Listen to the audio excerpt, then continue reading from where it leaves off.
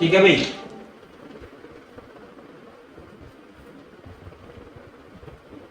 चलो स्टार्ट करते हैं इसे।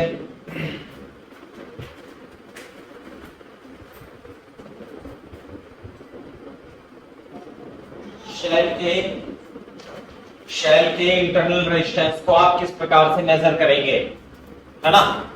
शेल के, ये है हमारा शेल, और इसके ये होता प्लस ये माइनस, जैसे निप्पो की बैटरी होती है ना, तो इसके अंदर क्या होता है, एक ईएमएफ और इंटरनल रेजिस्टेंस, ये प्लस माइनस सी और इंटरनल रेजिस्टेंस आर। तो अपने को ये जो इंटरनल रेजिस्टेंस है आर, इसे कैलकुलेट करना है। तो इसे हम with the help of potentiometer measure कर सकते हैं आसानी से। क्लियर है बात भाई? कैसे आप मेजर करोगे वो मैं बताता हूं आपको। इसमें मतलब स्टेप्स हैं कुछ, कैसे कि आप एक पोटेंशियोमीटर वायर लेंगे, ये मान लिया एक पोटेंशियोमीटर वायर है ए बी, है ना। This is a potentiometer wire A B, सही है। और इसकी लेंथ कितनी है बेटा, एल है। और आपने एक ड्राइविंग शेल लगा दिया यहां से, पोटेंशियल बी है। तो आप क्या करेंगे, इसमें एक शेल को इस तरीके से कनेक्ट करते हैं, ऐसे। ये तो हो गया शेल। साथ में यहां पर एक एक्सटर्नल रेजिस्टेंस आर को भी आप कंसीडर करते हैं, इस प्रकार से कनेक्ट करते हैं, ठीक है। तो ध्यान से देखो कैसे करेंगे हम। ये तो हो गया इसका ईएमएफ ई, ये हो गया रेजिस्टेंस आर। आपको इस शेल का इंटरनल रेजिस्टेंस फाइंड करना है। क्लियर है बात भाई? ये रहा, आप इसे बना सकते हो ऐसे, आर फाइंड करना है। ये हो गया प्लस, ये हो गया माइनस। तो सबसे पहले क्या करेंगे, फर्स्ट जैसे मान लिया ये की 2 है और इसे मान लेते हैं ये की 1 है, ऐसे करके, है ना। और यहां पे क्या है, एक गैल्वेनोमीटर है ये रहा, सही है भाई। फर्स्ट क्या करेंगे हम कि फर्स्ट मैं स्टेप भी लिख देता हूं, आपके बोर्ड में भी काम आएगा, इसी टाइप से बनाया जाता है ना। फर्स्ट की 2 इज ओपन, की 2 इज ओपन एंड की, ये जगह की K2 इज ओपन एंड की K1 इज क्लोज्ड। इसे क्या करते हैं, बंद कर देते हैं। And find the balance length, find the balance length L, है ना।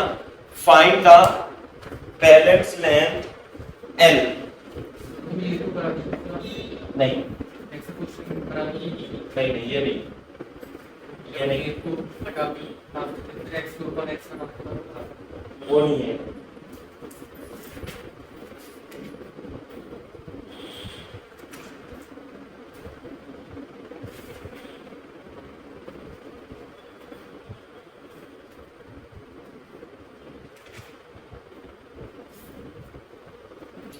देखो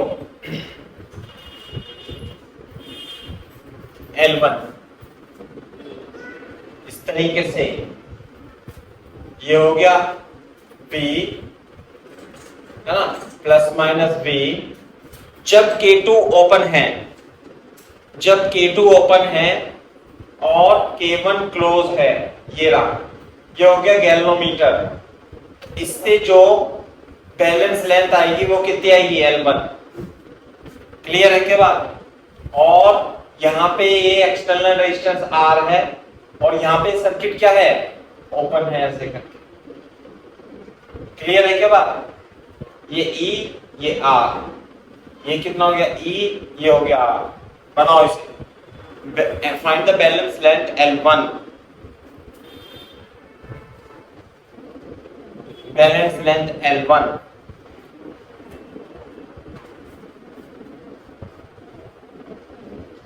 से आप यहां से कोई पॉइंट मान के ऐसे लिख सकते हो, है ना। इसे कंप्लीट कर लो। तो पहले स्टेप में बैलेंस लेंथ L1 हम फाइंड करेंगे।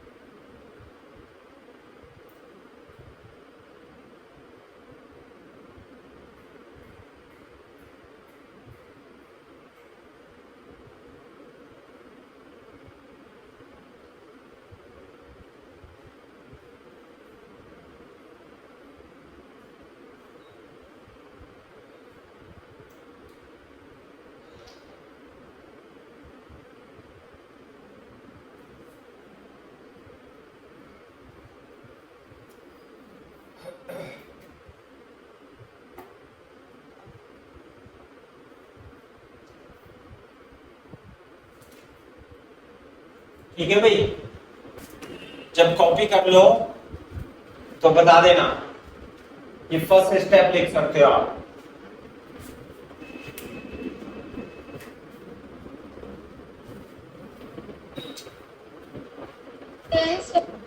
सही है ना।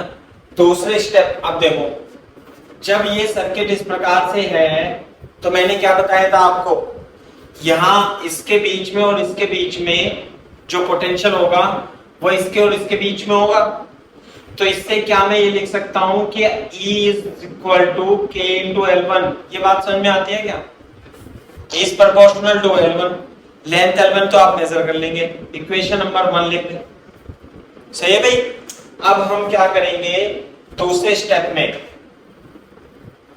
यहां पे लिखेंगे अब इसके नीचे, now K2 is closed, K2 is closed and K1 is open। सही है भाई? नहीं, एक minute. Now K2 is closed, clear है के बाद? K2 is closed and find the balanced length L2। अब K1 भी क्लोज्ड है और K2 भी क्लोज्ड है। पहले तो क्या था, ये वाली की ओपन थी, अब की बार K1 और K2 दोनों क्लोज हो जाएंगी। जब दोनों क्लोज हो जाएंगी तो सर्किट कैसे बन जाएगा बेटा? ये बन जाएगा, देखो दोनों क्लोज कर दिए हमने। और ये तो टोटल लेंथ L थी, सही, ये लेंथ कितनी आ जाएगी अब की बार? L2। कॉपी करो यहां से लेके यहां तक।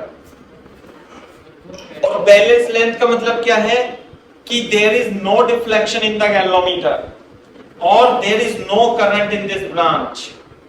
नहीं भाई, इसमें भी क्या है, यहां भी करंट कितनी जाएगी? IG 0, यहां से करंट 0।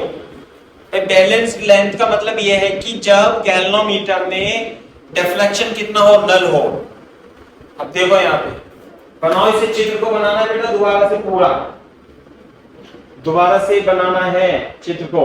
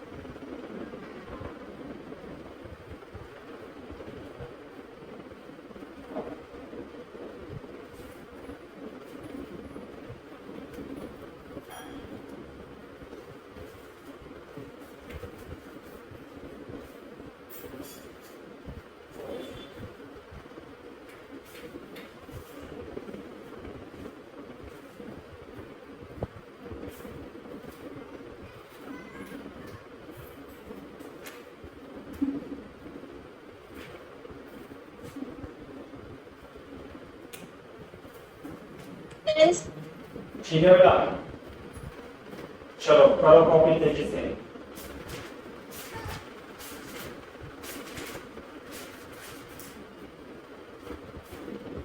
सही है भाई। अब देखो यहां पे, ये तो एक E इक्वल टू KL1 आ गया था, यानी कि बैटरी का EMF KL1। अब यहां देखो, जब इस सर्किट में यहां पे तो कोई करंट नहीं जाएगी, है ना? तो मैं यहां बना के दिखाता हूं आपको इस इक्वेशन को, तो लिख लेना आप E equal to KL1। K के बारे में तो पता ही है आपको, पोटेंशियल ग्रेडियंट होता है, और ये V/L हो जाएगा, इसमें तो कोई दो राय वाली बात नहीं है ना? ये आप ऐसे भी लिख सकते हो, कोई दिक्कत नहीं है। अब यहां देखो, जब आप इस सर्किट को देखोगे, इस सर्किट को, कौन से सर्किट को? इस वाले सर्किट को, तो इस वाले सर्किट में ये तो हो जाएगा क्लोज सर्किट, यह R, यह कैपिटल R, यह E प्लस माइनस E। कोई इस वाले सर्किट में करंट बता सकता है बच्चा कितनी होगी? कितनी होगी भाई? E upon R plus R होगी। Very good.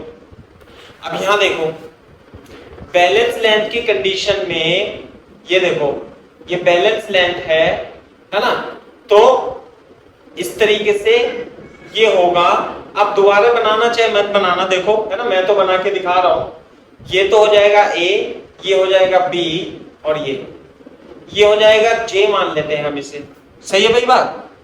तो यहां पे तो बैटरी लगी हुई है इस तरीके से, तो इसे मैं मान लेता हूं P और इसे मान लेता हूं Q। तो P और Q के बीच देखो करंट यहां पे कितनी है, इसमें करंट 0, तो इसमें करंट 0। फिजिकली कनेक्टेड है लेकिन इलेक्ट्रिकली डिस्कनेक्टेड है, क्योंकि करंट का आदान प्रदान नहीं हो रहा। इसका मतलब इन दोनों के बीच पोटेंशियल ड्रॉप और इस वाले पोर्शन के बीच पोटेंशियल ड्रॉप सेम रहेगा। तो VAJ AJ इसके बीच में पोटेंशियल ड्रॉप, AJ के बीच में P और Q, VPQ। कोई मेरे को बच्चा बता सकता है V और P और Q के बीच में पोटेंशियल ड्रॉप, इन दोनों बिंदुओं के बीच में, इसमें करंट आई आ रही है, PQ के बीच में पोटेंशियल ड्रॉप,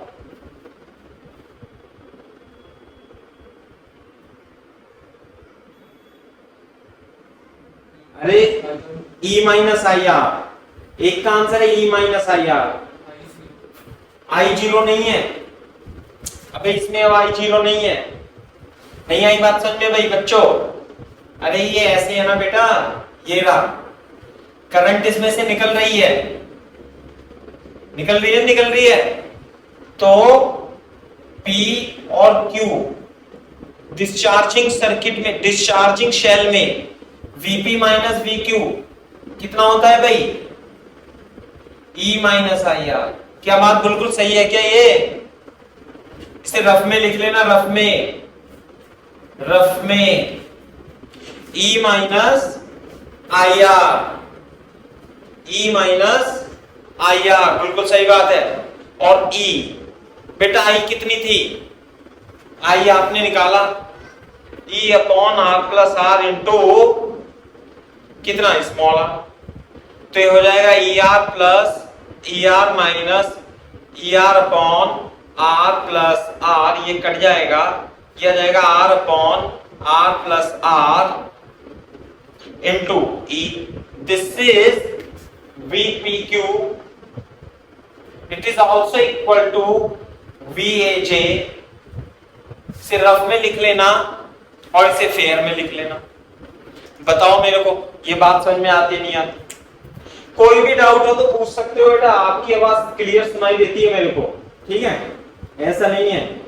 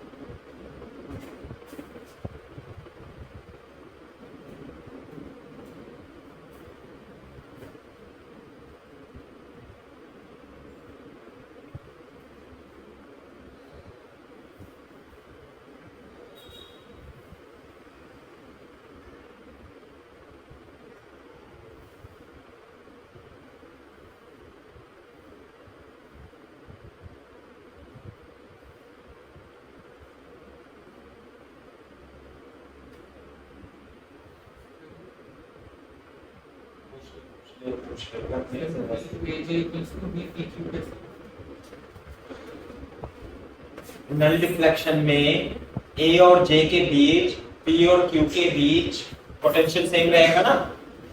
यहाँ पे और यहाँ पे करंट क्यों फ्लो नहीं हो रही? क्योंकि ये और ये पोटेंशियल सेम है, ये पोटेंशियल सेम है।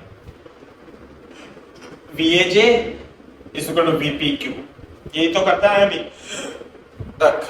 बेटा किसी को डाउट हो तो पूछ लो, समझे ना?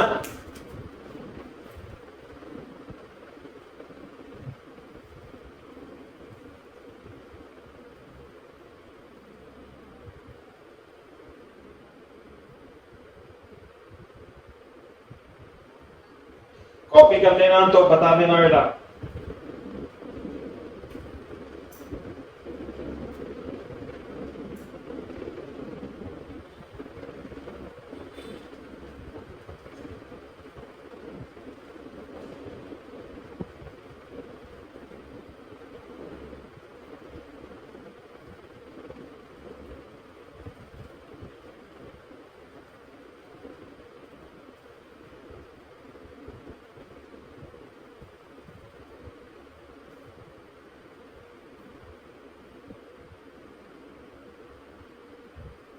Yes sir. ठीक है भाई, अब मेरे को बताओ इन दोनों के बीच तो पोटेंशियल डिफरेंस आपने निकाल लिया बड़े अच्छे से, E माइनस आई आर, और I की वैल्यू सर्किट में ये रख दी। मेरे को बताओ AJ के बीच जो बैलेंस लेंथ L2 है इसका पोटेंशियल डिफरेंस कितना होगा? अरे बताना जरा, VAJ कितना लिखूं बेटा? V by L into L2। बस बिल्कुल सही बात है, दिमाग में घुस गई ना बात एक बार तो बिल्कुल सही बात है। VL लेंथ पे कितनी है भाई? अरे वही यूनिटरी मेथड, L लेंथ पे कितना पोटेंशियल ड्रॉप V, 1 मीटर पे कितना V by L, तो बेटा L2 पे कितना V by L into L2, तो यही तो हुआ VAJ।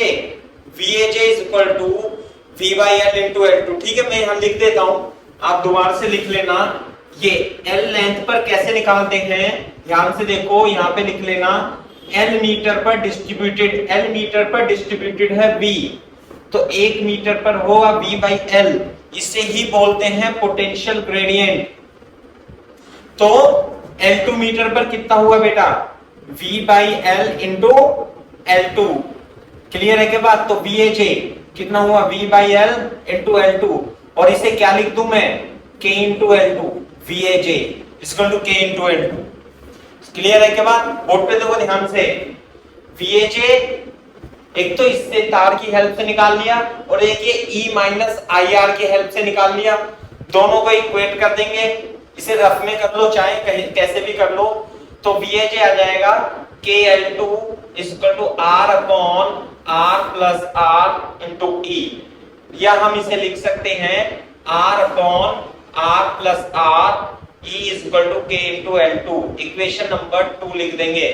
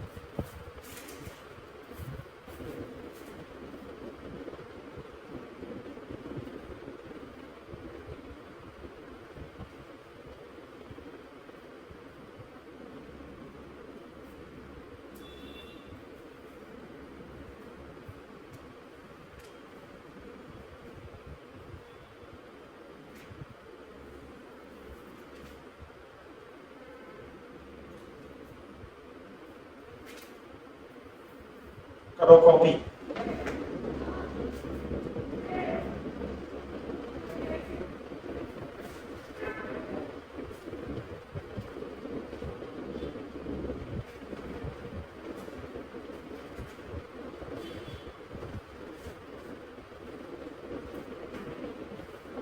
कर लिया भाई?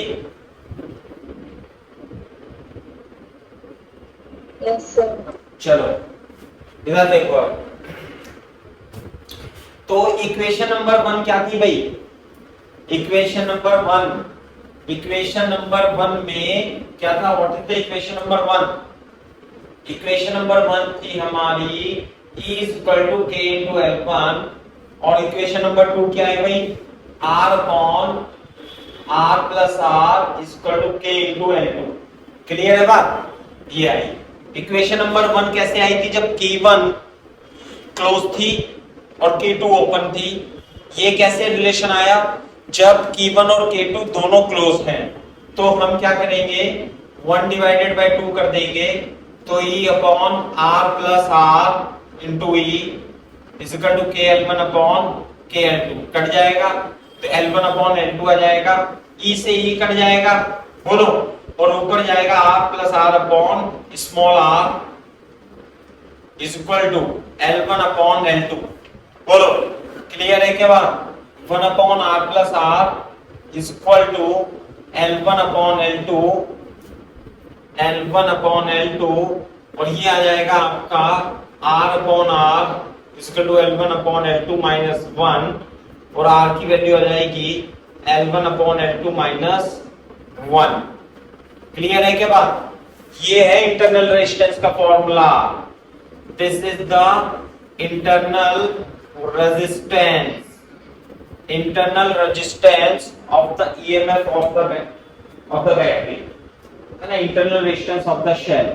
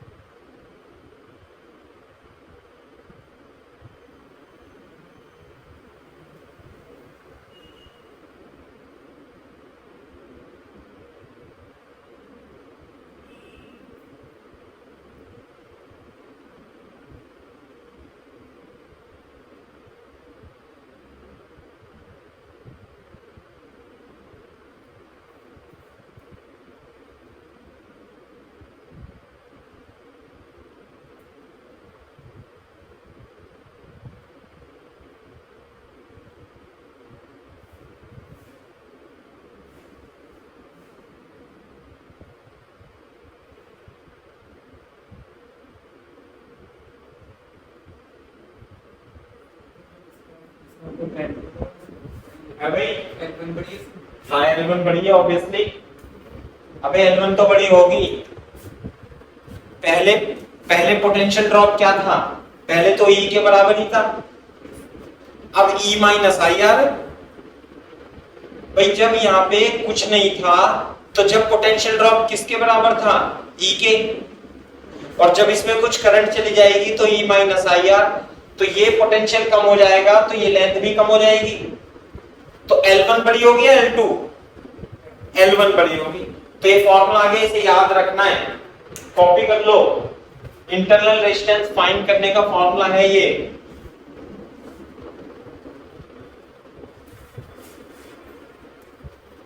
मैं क्वेश्चन करा देता हूं,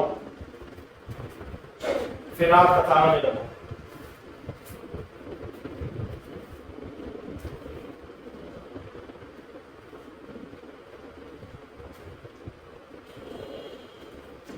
एग्जाम्पल लिख लो। In the given potentiometer circuit, in the given potentiometer circuit, in the given potentiometer circuit, internal resistance R of the battery of EMF E is to be determined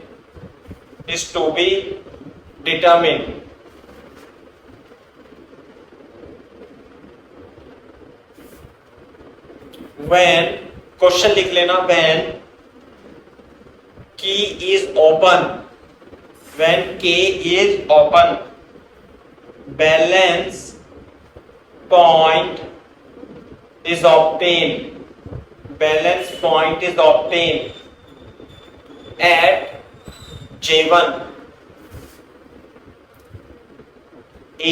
such that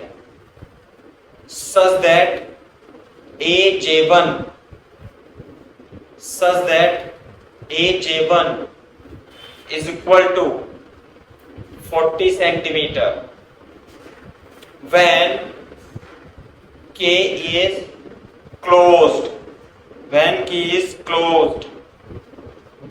point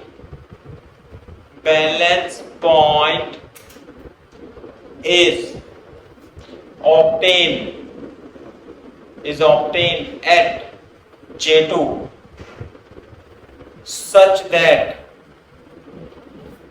A J2 is equal to 30 centimeter. What is the value of internal resistance? है ना भाई, चित्र में दिया हुआ है इस तरीके से, ये की है, दिस इज के, और एक यहाँ पे शेल है, इसका इंटरनल रेजिस्टेंस आपको फाइंड करना है, और यहाँ पर एक पोटेंशियोमीटर है, और ये J है, ये A है, ये B है, यहाँ पर क्या है बेटा B, और एक बैटरी है, यहाँ पे रेजिस्टेंस भी है। क्लियर है क्या बात भाई? ये रहा, ये V है, ये, चलो इसे छोड़ो आप, बस ऐसी मान, ये E है, ये R है, ये R इज इक्वल टू कितना है भाई? ये R इज इक्वल टू 15 ओम है। ये है सर्किट।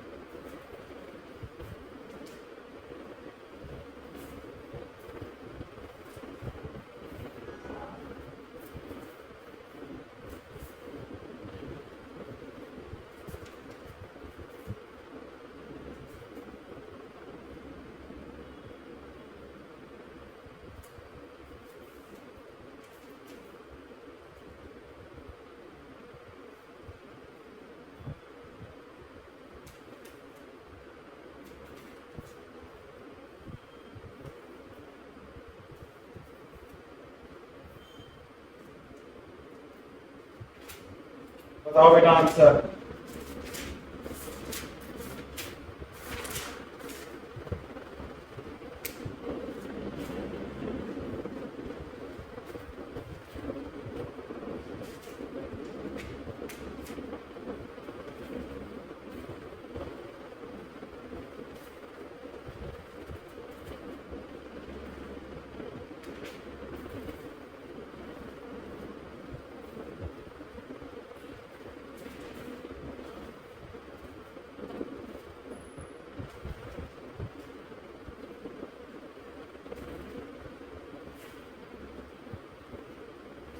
हाँ भाई, कितना है इंटरनल रेजिस्टेंस? फॉर्मूला लिखा हुआ है लेफ्ट में, बताओ बेटा रिया। 5 ओम, 5 ओम। दो बच्चों के आए आंसर।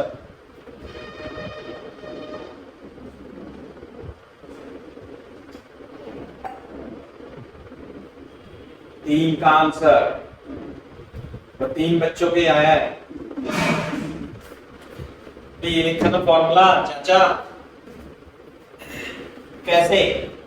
ध्यान से समझ लो क्वेश्चन का मतलब क्या है, कि ये तो हो गया क्वेश्चन, ये हो गया सॉल्यूशन। आप इसे समझो बात को, है ना। फॉर्मूला हो गया ये। सबसे पहले यदि आपको इंटरनल रेजिस्टेंस मालूम करना होता है ना, तो अपन क्या करते हैं, इस पोटेंशियोमीटर वायर पर क्या करते हैं, एक नल पॉइंट लाते हैं L1, ऐसे करके, ये E या R, सही है। उसके बाद दूसरी बार क्या करते हैं हम, दूसरी बार इस शेल में हम इस रेजिस्टेंस को भी कनेक्ट कर लेते हैं, ऐसे करके, यही तो है। और फिर दोबारा से हम A और B पर ये जो तार लगा हुआ है, गैल्वेनोमीटर की हेल्प से फिर एक बैलेंस लेंथ L2 लाते हैं, सही है भाई। बस L1 पता लग गया, L2 पता लग गया, तो फॉर्मूला क्या लगा देंगे, LR L1 upon L2 minus 1। इसमें L1 ज्यादा होती है, L2 कम होती है। पहले तो यहाँ पे रेजिस्टेंस R ऐसे होता है ना, ये रहा, ये R, ये ओपन होता है ना। तो देख लो, क्वेश्चन पढ़ लो, क्या है, when key is open balance point is obtained at J1, तो जब की ओपन है तो यहाँ पे क्या आ गया J1, और ये क्या है A, और ये क्या है J1, है ना। A J1 कितनी दे रखी है 40 सेंटीमीटर। तो इसका मतलब L1 कितना दे रखा है इसमें 40 सेंटीमीटर। बोलो, ये कह रहा है when key is closed balance point is obtained at J2।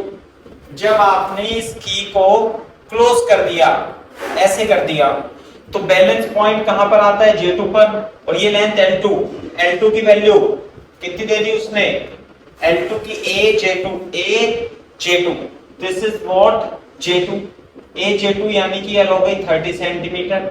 और ये बताओ ये R जो रेजिस्टेंस दिया हुआ है क्वेश्चन में ये है 15 ओम। तो इंटरनल रेजिस्टेंस निकालने का फॉर्मूला इसे आपको ध्यान रखना है, और डेरिवेशन भी आप तुरंत के तुरंत कर सकते हो। R की वैल्यू हो गई 15, L1 था 40 बटे 30 माइनस 1, तो 15 40 माइनस 30 बटे 30, 15 दूनी 30, 10 बटे 2 is equal to 5 ohm. 5 ohm is the internal resistance for this battery of EMF, है ना। तो इन दिस वे देखो काफी बच्चों के आंसर आ जाते हैं, ऐसी बात नहीं है ना। 6 बच्चों ने आंसर दिया अपने को, वेरी गुड।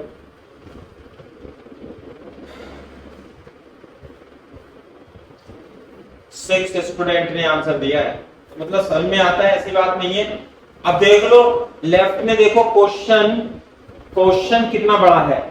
नहीं, क्वेश्चन देख करके दिमाग खराब हो जाएगा कि ये क्या क्या लगा हुआ है इसमें। की लगी हुई है, गैल्वेनोमीटर है, आर है, ई है, जे है, ये है, पे क्या क्या लगा हुआ है इसमें। क्वेश्चन में कुछ नहीं है, क्वेश्चन में एक फॉर्मूला है। सही है भाई। ये एडवांस लेवल का क्वेश्चन है, पहले बता देता हूं। जेईई मेंस में तो मतलब इतने बड़े आधे पन्ने पे क्वेश्चन आ जाएगा। जब आप क्वेश्चन देखोगे तो पोटेंशियोमीटर के क्वेश्चन की स्पेस जो होती है लगभग 1/3 पेज घेर लेता है, वो इतना बड़ा क्वेश्चन होता है, लेकिन आंसर उसका 2-3 लाइन में ही आ जाता है। इस तरीके से आप इसे फाइंड कर सकते हो।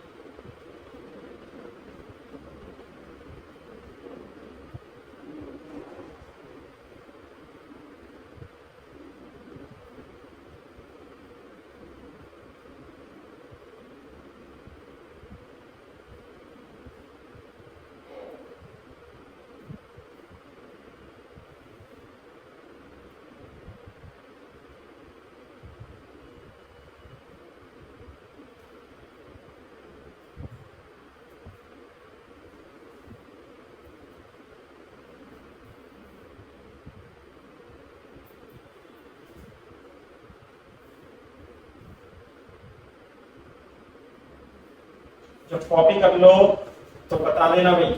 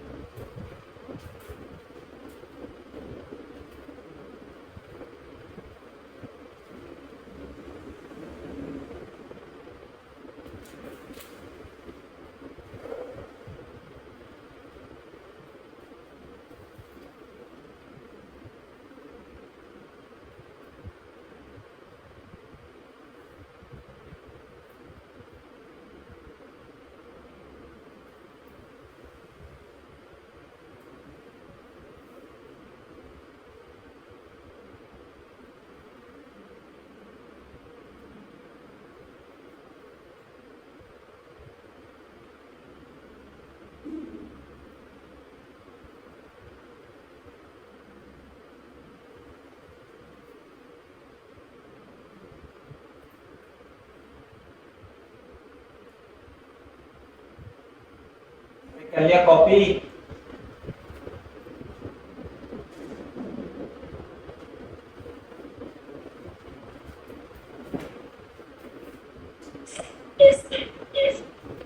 ठीक है भाई बच्चों, सही है भाई। मेरे ख्याल से समझ में आना चाहिए आप लोगों को, है ना। अब हम पढ़ेंगे मीटर ब्रिज, है ना। Metre bridge. देख लो एक बार देखो किताब पे इस तरीके से है ये मीटर ब्रिज, थोड़ा देख लो। देखो मीटर ब्रिज, यही पोटेंशियोमीटर सेल की तरह होता है ना। इसमें क्या होता है, मीटर स्केल है ये रहा, वही एसी एक, और बीच में गैल्वेनोमीटर है, ऊपर रेजिस्टेंस आर है, नीचे रेजिस्टेंस एस है, और ये जो पट्टी है चौड़ी चौड़ी ये मेटल की स्ट्रिप्स होती हैं। क्लियर है क्या बात, मेटल की स्ट्रिप्स, कोई मेटल तो मेटल ही है, कॉपर की है ना, कॉपर टाइप की होती है। तो अब हम पढ़ेंगे मीटर ब्रिज, है ना। नाम तो इसका ऐसा है कि पता नहीं कितनी बड़ी युक्ति है, लेकिन ये है कुछ नहीं, है ना। क्वेश्चन आता है तो बच्चों ने कर नहीं रखा होता है तो डर जाते हैं। व्हीटस्टोन प्रिंसिपल पर बेस्ड है ये, व्हीटस्टोन प्रिंसिपल, है ना। देख लो हेडिंग डाल लो मीटर ब्रिज। देखो भाई मीटर ब्रिज, मीटर ब्रिज सही है। It is the practical application, it is the practical application of Wheatstone bridge, of Wheatstone bridge, है ना। मैं इसका चित्र बना देता हूं। इसमें मेटल स्ट्रिप्स होती हैं राइट एंगल पर जो मुड़ी हुई होती हैं, सही है भाई बात, और इसके बीच में गैप भी होता है। These are metal strips,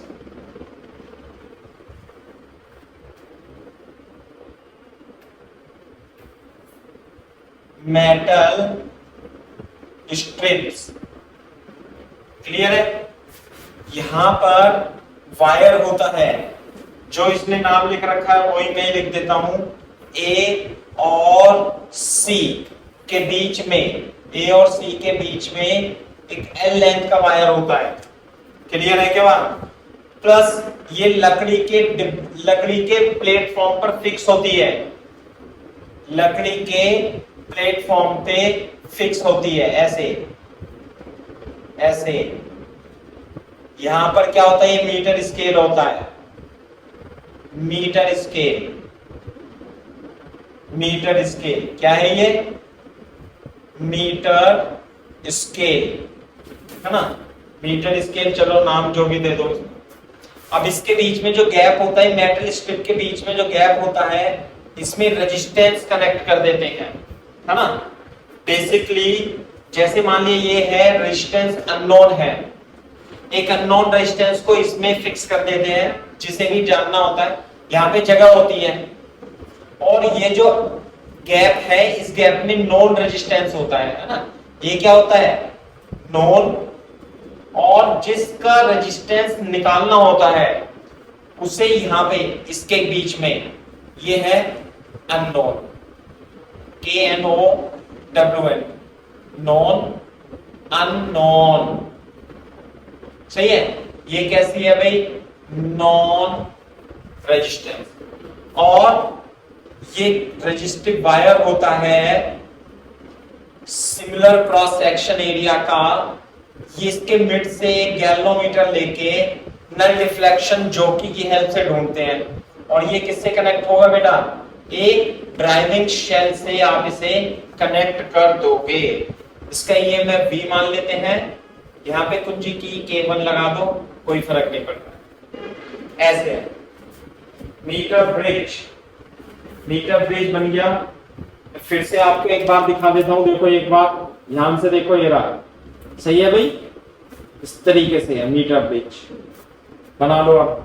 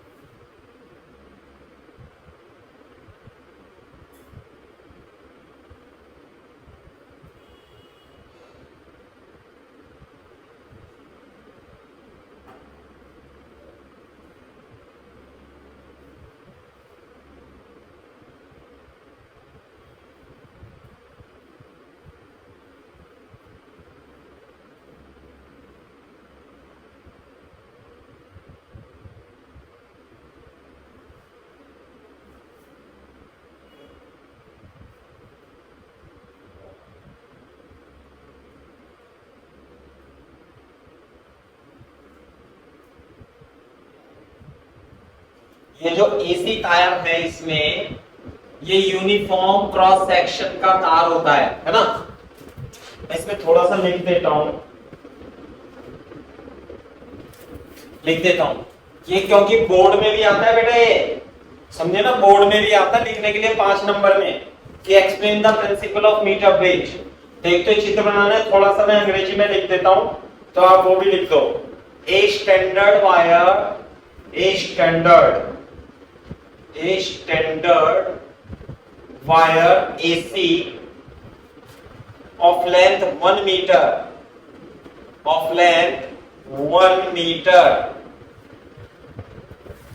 and uniform cross section,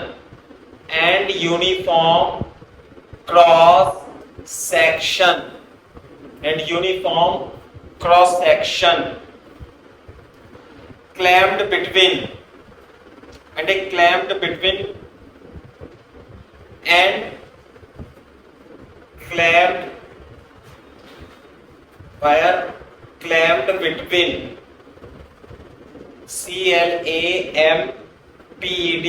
clamped between two thick metal strips,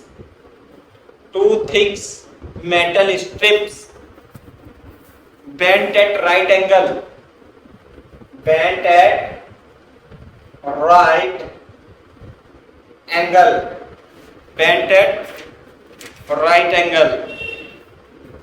as shown in figure, clear है क्या बात नहीं?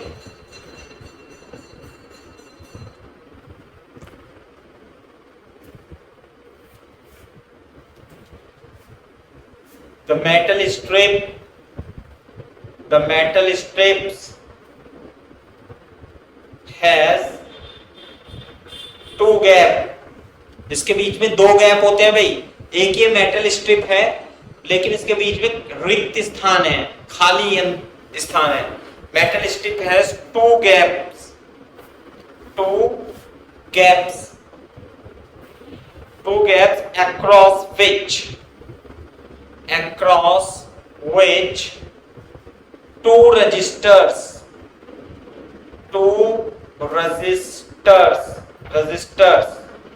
across which two resistors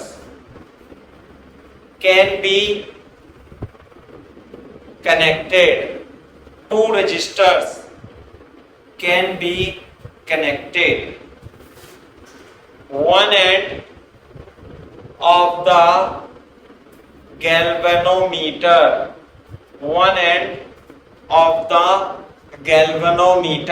इस गैल्वेनोमीटर का एक एंड इस स्ट्रिप के बीच में से कनेक्ट होता है। इस connected to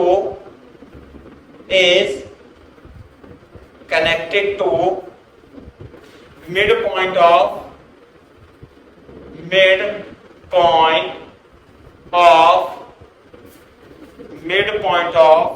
the metal strips,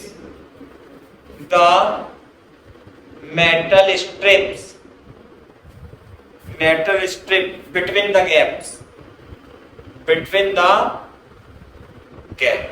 बहुत है, इतना अंग्रेजी में लिख लो और क्या है, बहुत है। सही है भाई?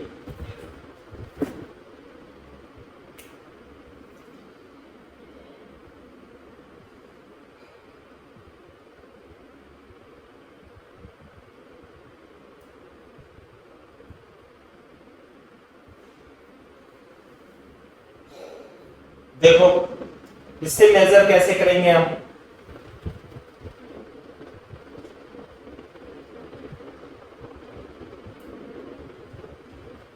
तो ये पूरा दिख रहा है भाई।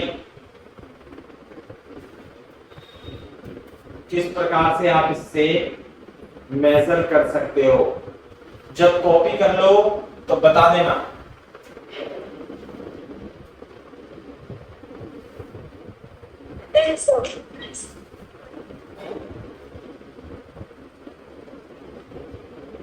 हो गया भाई?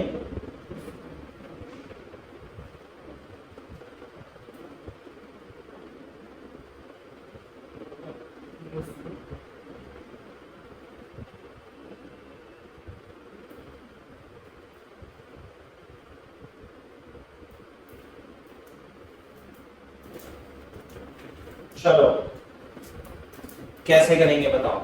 अभी थोड़ा सा और लिखना है, मैं आपको इसका प्रिंसिपल समझा देता हूं। मतलब है क्या ये आइटम, नहीं ऐसा है, ये एक सिस्टम है, ये मेटल प्लेट्स होती है, मेटल स्ट्रिप होती है, और इसके बीच में एक यूनिफॉर्म क्रॉस सेक्शन एरिया का एक wire, resistive wire 1 metre length का लिखा है ना, इसमें कहां लिखा है 1 मीटर लेंथ का, यानी कि 100 सेंटीमीटर का वायर लगा देते हैं। अब ये गैप तो रहता है खाली, ये वाला रेजिस्टेंस रहता है, आपको पता रहता है। और अब ये मान लिया कोई रेजिस्टेंस है, इस रेजिस्टेंस की वैल्यू आपको पता करनी है, तो क्या करेंगे, इस रेजिस्टेंस को लाएंगे और यहां लगा देंगे। लो लगा दिया। अब लगाने के बाद क्या करेंगे, ये तो पोटेंशियोमीटर है, इसे है ना, पोटेंशियोमीटर की तरह ही है मतलब। तो अब क्या करेंगे, स्लाइडिंग से इस पे क्या करेंगे, हम स्लाइड करेंगे। कब तक स्लाइड करेंगे, जब तक कि गैल्वेनोमीटर में नल डिफ्लेक्शन ना आ जाए, तो बैलेंस पॉइंट मिल जाएगा। तो मान लेते हैं यहां से इसकी बैलेंस पॉइंट की लंबाई कितनी है बेटा, L है मान लिया। तो ये तो था 100 सेंटीमीटर, तो ये वाला कितना हो जाएगा 100 माइनस L। क्लियर है क्या बात। तो यहाँ पे बैलेंस पॉइंट मिल जाता है। अब थोड़ा सा एक लाइन और लिखनी पड़ेगी, यहाँ पे इसके नीचे लिखो, यहाँ पे लिखो when the galvanometer shows null deflection, when the galvanometer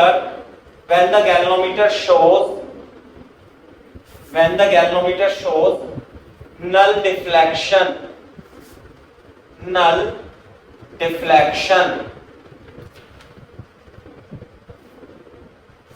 then length AJ is equal to L is the balanced length। आ गई क्या बात सुनने, इज द बैलेंस्ड लेंथ। सही है बात नहीं, बैलेंस्ड लेंथ। तो इसका मतलब ये है कि व्हीटस्टोन ब्रिज की तरह वर्क करने लग गया। आपने इसमें आर यहाँ पे लगा दिया, और ये है देखो बोर्ड पे देखो, आप कॉपी कर लेना, तो बताना भी यहां तक मेरे को, जब कॉपी कर लो तो बता देना बेटा।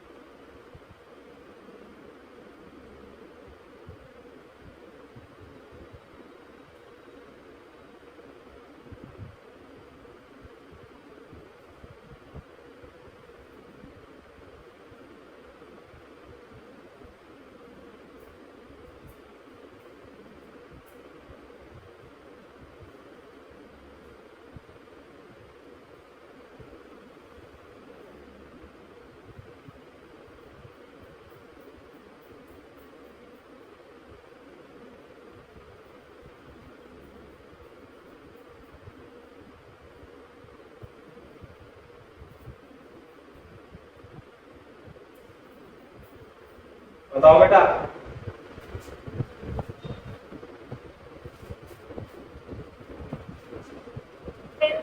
सही है भाई। अब देखो यहां से, जब ये नल डिफ्रैक्शन आ गया, तो इसका मतलब इस पॉइंट के बीच और इस पॉइंट के बीच का जो रेजिस्टेंस है ना, आपको व्हीटस्टोन ब्रिज का प्रिंसिपल पता है भाई। व्हीटस्टोन ब्रिज का प्रिंसिपल होता था कि ये हो गया ना ऐसे, ये हो गया P Q R S, और ये है गैल्वेनोमीटर मान लिया। क्यों भाई, नल डिफ्लेक्शन की कंडीशन में क्या आता था, R upon P equal to S upon Q। Galvanometer में क्या है, नल डिफ्लेक्शन, तो ये एक रेजिस्टेंस तो ये है R, एक रेजिस्टेंस ये है S, तो A से J के बीच का भी कोई रेजिस्टेंस होगा और J से C के बीच का भी रेजिस्टेंस होगा। तो इसके नीचे लिखना, यहां से बोर्ड पे देखो, R AJ, resistance of AJ and resistance of JC कितना होगा भाई? रेजिस्टेंस होगा, मान लिया इसका कुछ रेजिस्टेंस है ना, कितना होगा? R इक्वल टू रो, ये कितनी है? L upon A। इसका क्रॉस सेक्शन एरिया कितना मान लिया? स्मॉल a मान लेता हूं क्योंकि ये पॉइंट दे रखा है, सही है। और JC का रेजिस्टेंस कितना होगा? रो 100 minus L upon A। Resistance का फॉर्मूला होता है ना रो L अपॉन A। तो ये रेजिस्टिव वायर है, इसका एरिया कितना है? A। इसकी लेंथ कितनी है? L। रेजिस्टिविटी कितनी है? रो। तो इस पॉइंट का रेजिस्टेंस और इस पॉइंट का रेजिस्टेंस मैंने यहां पे लिख लिया, है ना। तो अब क्या लिखूंगा? और तो देखो मैं इसे चित्र को ऐसे ही बनाए रखता हूं, ये यहां पे लिखने के बाद लिख लेना एट बैलेंस कंडीशन, हाँ भाई, R upon rho R upon AJ का resistance equal to S upon R JC का रेजिस्टेंस, S अपॉन JC का। तो अननोन रेजिस्टेंस R है, तो ये कितना हो जाएगा? R AJ upon R JC into S। Clear है क्या बात? तो R AJ का रेजिस्टेंस क्या होगा? रो L अपॉन A के फॉर्मूले से, rho L upon A, rho 100 minus L upon A into S। Board पे देखो, डेंसिटी से रेजिस्टिविटी से रेजिस्टिविटी कट जाएगी और ये A भी उड़ जाएगा, तो ऊपर बचेगा L upon 100 minus L into S। तो ये आ जाएगा unknown resistance. This is the principle of metre bridge का प्रिंसिपल है बेटा ये, यानी कि है कुछ नहीं इसमें खास,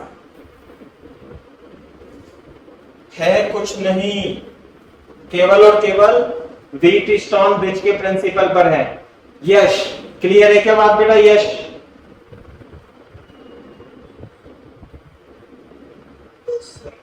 है ना। Metre bridge is based on the principle of Wheatstone bridge. 1 number का क्वेश्चन है ये, बहुत ही सिंपल से क्वेश्चन आते हैं लेकिन बहुत लेंथी होता है, बहुत लेंथी क्वेश्चन लिखा होता है, आंसर एक लाइन में ही आ जाता है।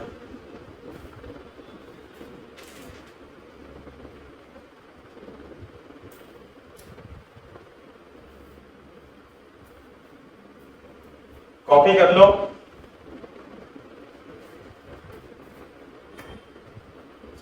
मैं क्वेश्चन करा देता हूं मीटर ब्रिज का।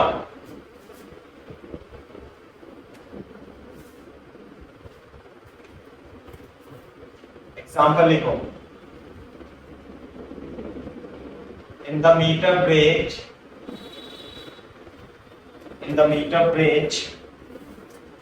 the balancing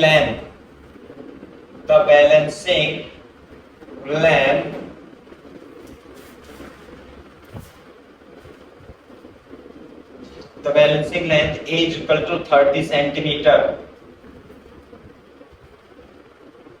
Then unknown resistance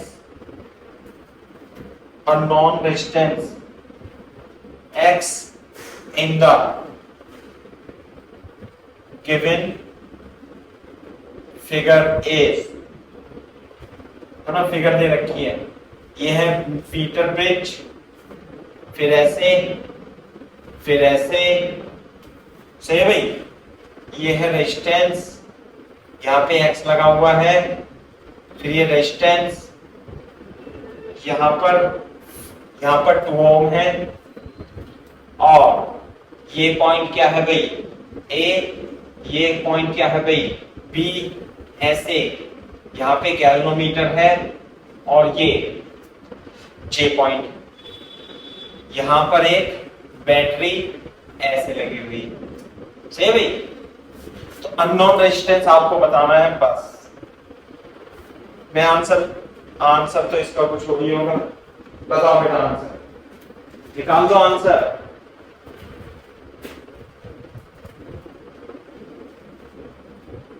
0.850।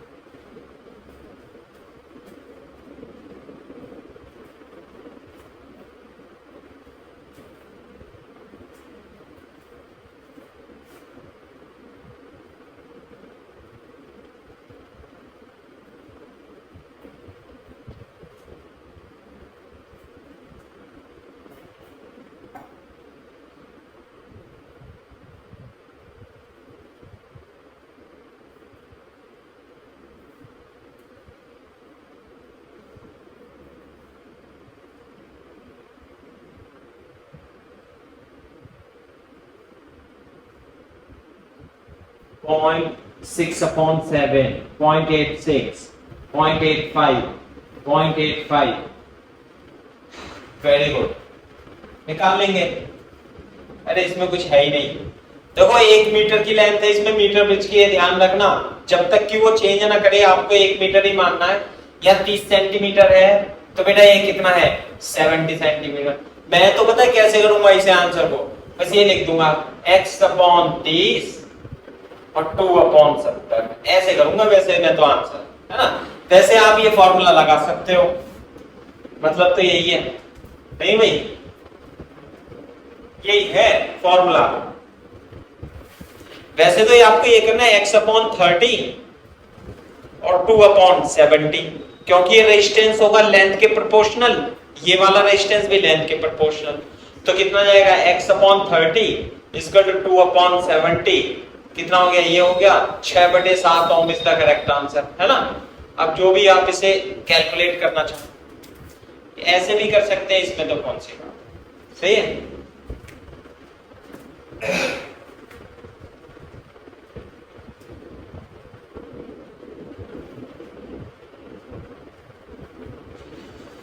ये बात है।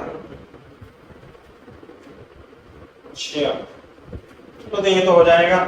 एक मीटर ब्रिज पे क्वेश्चन और कर लेते हैं, है ना। ये ज्यादा अच्छा क्वेश्चन दिया हुआ है, लिख लो full. An unknown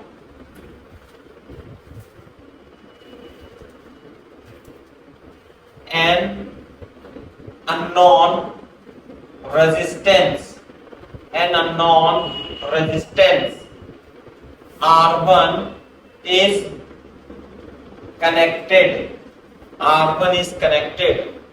in series with resistance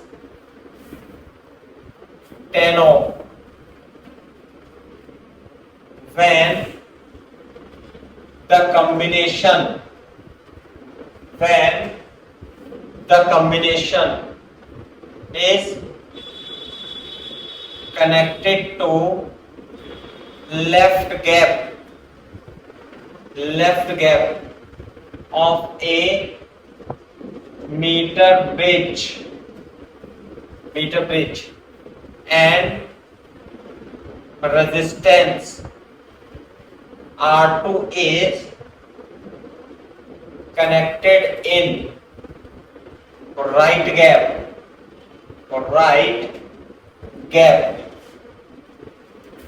balance point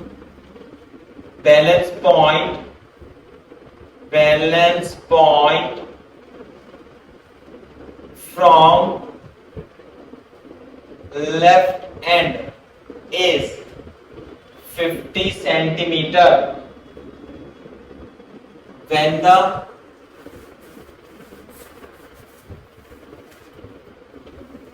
the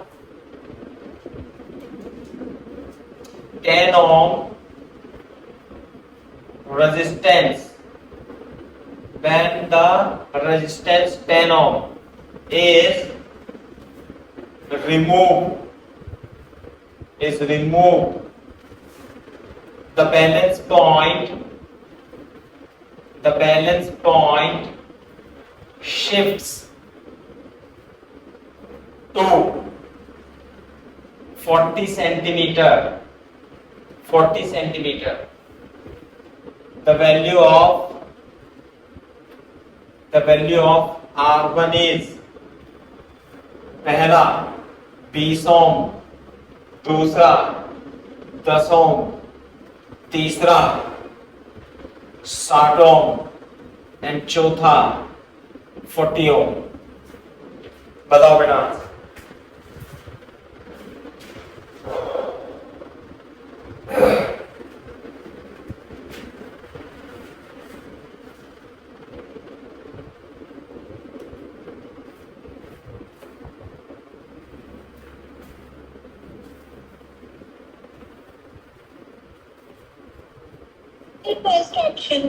first option एक का आंसर आया 20।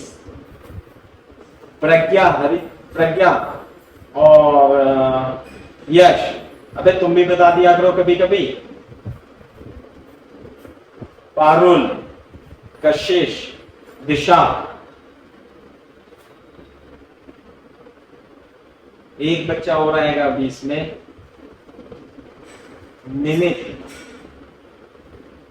निमित, प्रकुल, प्रत्यूष,